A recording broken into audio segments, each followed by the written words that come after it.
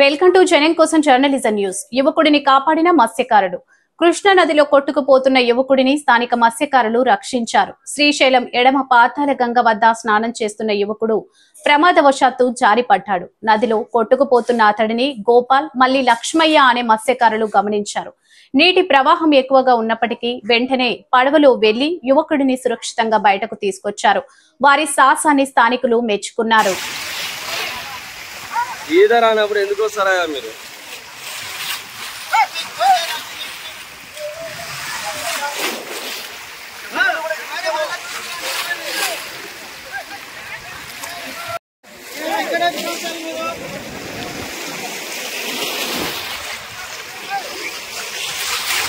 పట్టుకో పట్టుకో పట్టుకో పట్టుకో.